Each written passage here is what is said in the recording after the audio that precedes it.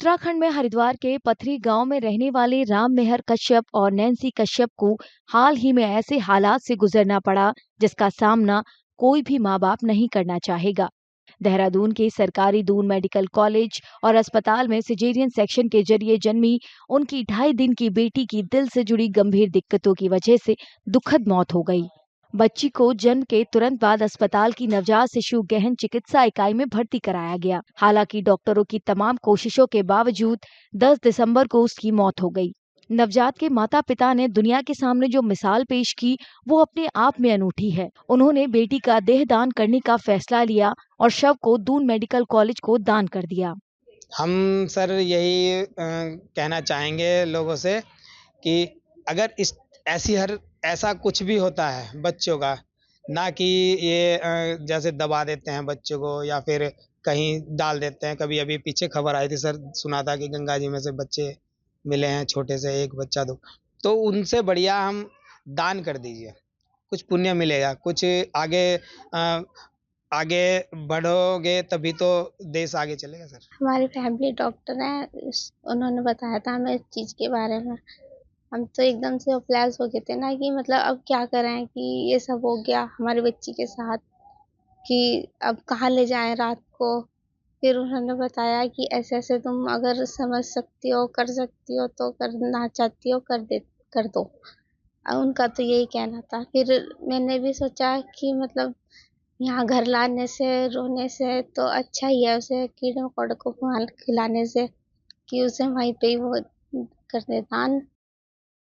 Mohan foundation और दधीची देहरादून समिति से प्रोत्साहित होकर माता पिता ने अपनी बेटी के शरीर को चिकित्सा अनुसंधान और शिक्षा के लिए दान करने का फैसला लिया। दुखद देहांत था। उनके माता पिता उसको परंपरा के हिसाब से छोटे बच्चे को दफनाने जा रहे थे, तभी उन्हें किसी डॉक्टर ने समझाया कि भाई यदि आप इस बच्ची को दान कर देंगे इसके शरीर को तो बहुत अच्छा रहेगा। तो उन लोगों ने किसी एक हमारे सामाजिक कार्यकर्ता हैं गोपाल नारंग जी, उनके माध्यम से हमारी समिति से संपर्क किया। हमने राजकीय दून मेडिकल कॉलेज के HOD डॉक्टर महेंद्र कुमार पंत जी से संबंध में बात करी। आपने आगे बढ़ के इस समाज को एक अच्छी मिसाल देने के लिए बच्चों कुछ सीख सकें उस शव से भी, तो उस बात को ध्यान में रखते हुए हम लोगों ने अभी इस महादान को संकल्प को पूरा कराया है। और किसी पेरेंट्स की विल की रेस्पेक्ट करना ये हम लोगों के लिए सबसे बड़ी और सबसे एक हमारे लिए चुनौतीपूर्ण भी आपके है, और हम विल को कभी भी हम आपके इग्नोर नहीं कर सकते। तो इस वजह से हमने उसको हमारी जो डिपार्टमेंट है, मैंने अपने डिपार्टमेंट वालों से भी सुबह चर्चा की और उन्होंने कहा कि नहीं सर, हम लोग को कोई आपके वो नहीं है, दिक्कत नहीं है, हम इसको ले लेंगे, क्योंकि आपके पेरेंट्स की विल हमारे लिए सबसे बड़ी विल है। और इससे समाज में भी एक जो मैसेज जाएगा वो एक अच्छा मैसेज जाएगा एक बॉडी डोनेशन के लिए भी।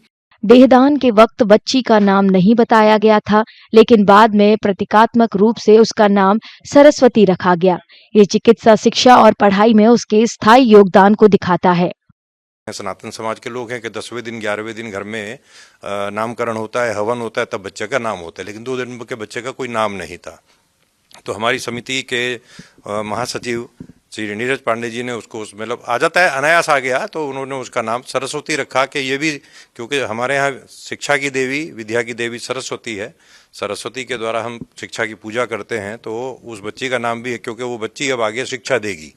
वो जो मेडिकल के स्टूडेंट्स के होंगे, जो बच्चे पढ़ाई करेंगे, तो उन बच्चों को अब कहीं तो नाम देना है ना, तो वो सरस्वती नाम रहा है कि वो सरस्वती, छोटी सरस्वती जो बच्चों को शिक्षा दे रही है। डॉक्टरों का दावा है कि इस दान के साथ ही सरस्वती देश की सबसे छोटी देहदाता बन गई है।